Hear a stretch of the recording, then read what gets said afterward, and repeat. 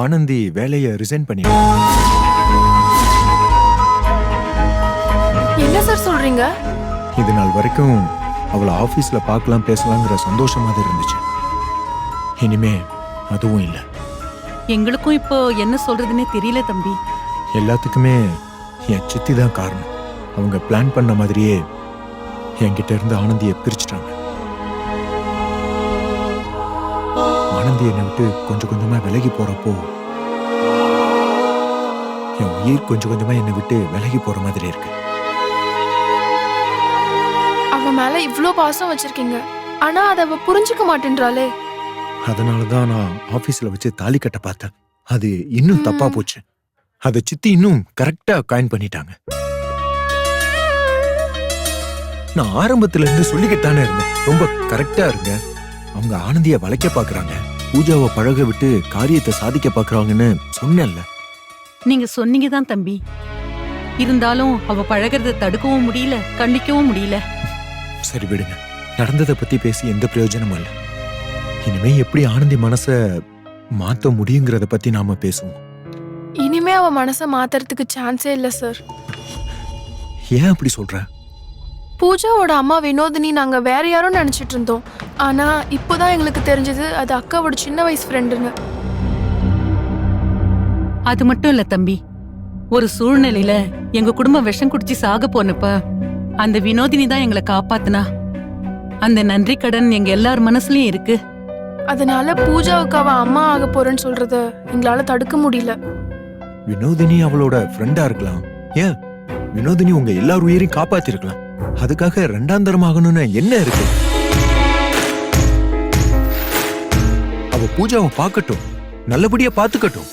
அதுக்கெல்லாம் நான் எதுவுமே சொல்லவே இல்லை. அத பத்தி நாங்க பேசி பார்த்தோம். இன்னொருத்தரை கல்யாணம் பண்ணிக்கிட்டு பூஜாவுக்கு முழுசா என்னால அம்மாவா இருக்க முடியாதுன்னு ஃபீல் பண்றா. நீங்க தான் என் அக்காவுக்கு வீட்டுக்காரரா வரணும்னு நான் ஆசைப்பட்டேன். நீங்க தான் எங்க வீட்டுக்கு மருமகனா வரணும்னு அம்மா ஆசைப்பட்டாங்க. ஆனா எங்க ஆசையும் உங்க ஆசையும் நிறைவேறாது போல இருக்கே சார். அப்படி விடக்கூடாது அகல்யா. நாம ஆசைப்பட்டது நிறைவேறணும். இப்பவும் சொல்றோம் சார், நீங்க எங்க அக்காவை கல்யாணம் பண்ணா அது மாதிரியான ஒரு சந்தோஷம் எங்களுக்கு வேற எதுவுமே இல்ல. ஆனா அதுக்கு எந்த வாய்ப்பு இருக்கிற மாதிரி தெரியலையே தம்பி. வாய்ப்பு தானா வராத ஆண்டி, நாம தான் அதை உருவாக்கணும். எத்தனை பிரச்சனை வந்தாலும் ஆனந்தி எனக்கு தான் கிடைப்பான்னு எனக்கு நம்பிக்கை இருக்கு. எப்படி சார் சொல்றீங்க? ஆனந்தி எனக்கு கிடைக்க கூடாதுன்னு இருந்திருந்தா எங்க அம்மா எனக்கு ஏற்பாடு பண்ண பொண்ணு கழுத்துல நான் தாலி கட்டியிருப்பேன். அந்த கல்யாணம் ஏற்பாடு பண்ணும்போது அது நடக்காதுன்னு எனக்கு நம்பிக்கை இருந்தது. அதே மாதிரி இந்த ஏற்பாடும் நடக்காம இருந்தா ரொம்ப நல்லா இருக்கும் சார். நடக்காது, அத நடக்கவும் விட மாட்டேன். அதுக்கு என்ன பண்ணணுமோ அத நான் பண்றேன். சரிங்க சார்.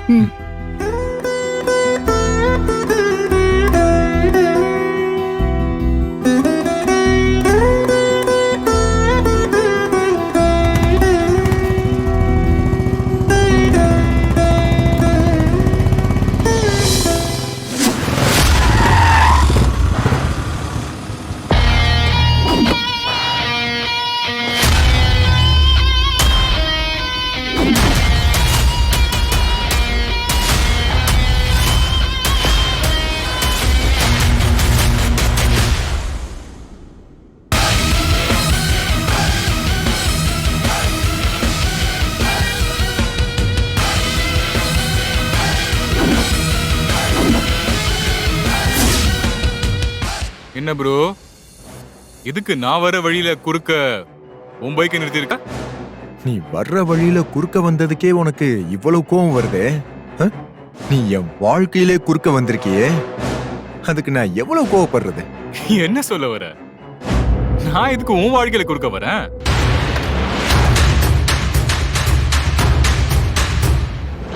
இங்க பாரு, நான் ஸ்ட்ரெயிட்டாவே விஷயத்துக்கு வரேன். சித்தியோட மென்டாலிட்டி வேற. பட் நீ ஒரு டாக்டர், சொசைட்டில ஒரு நல்ல பொசிஷன்ல இருக்கிற. நீ சித்தி பிஹேவ் பண்ற மாதிரியே பண்ணக்கூடாது. நான் ஒன்னும் உன்கிட்ட தப்பா பிஹேவ் பண்ணலையே.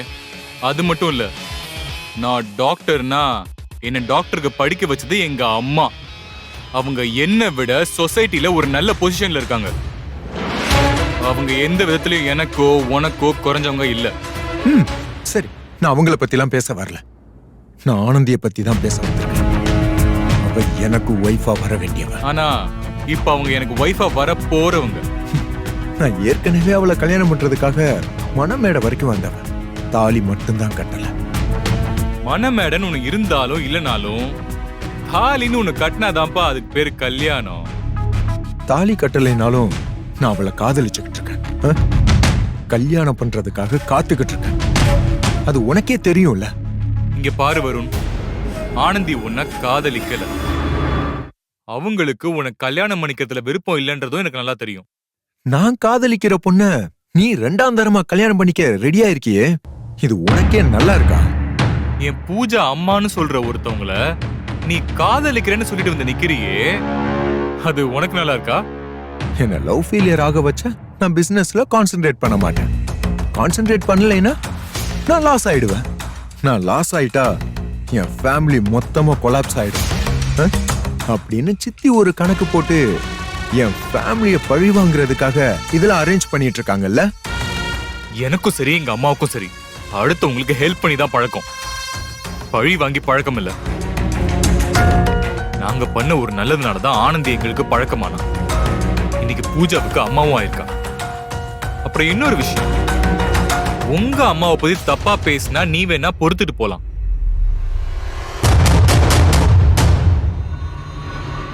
ஏன் அம்மாவை பத்தி தப்பா பேசினா நான் பொறுத்துட்டு போக மாட்டேன்.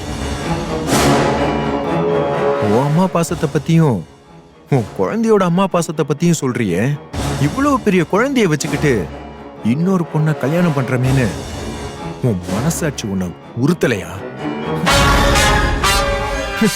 அது எங்க உறுத்த போகுது? அதெல்லாம் உனக்கு இருந்தா தானே. இங்க பாரு வருண், எனக்கு உன் மேலயோ உன் ஃபேமிலி மேலயோ எந்த கோவமும் இல்ல. சொல்ல போனா உன்னை பார்க்கும்போது பரிதாபமா தான் இருக்கு. நீ ஆசைப்பட்ட பொண்ணை உன் கூட சேர்த்து வைக்க முடியலன்னு எனக்கு ரொம்ப கஷ்டமா தான் இருக்கு. நீ சொல்றது உண்மைன்னா இந்த கல்யாணத்தை நிறுத்து. ஆனந்தி உன்னை காதலிக்கிறேன்னு ஒரு வார்த்தை சொல்லட்டும், உடனே நிறுத்துறேன்.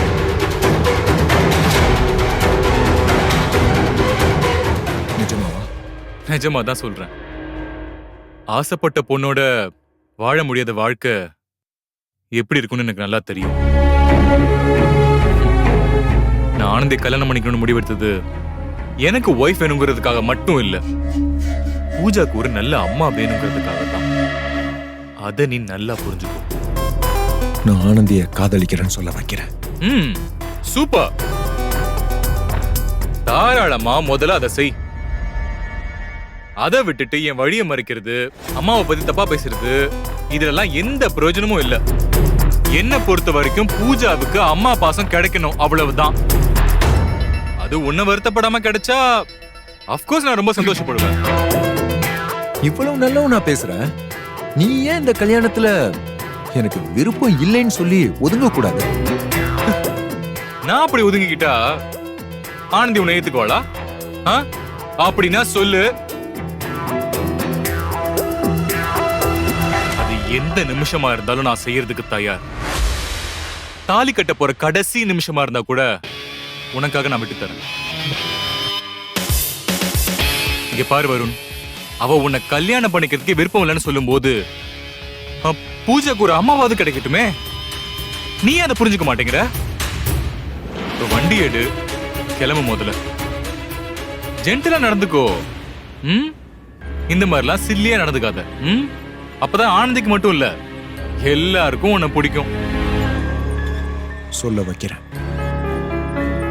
என்ன பிடிச்சிருக்குன்னு ஆனந்தி வாயாலே சொல்ல வைக்கிறேன். இந்த கல்யாணத்தை நிறுத்த நீ ரெடியாரு?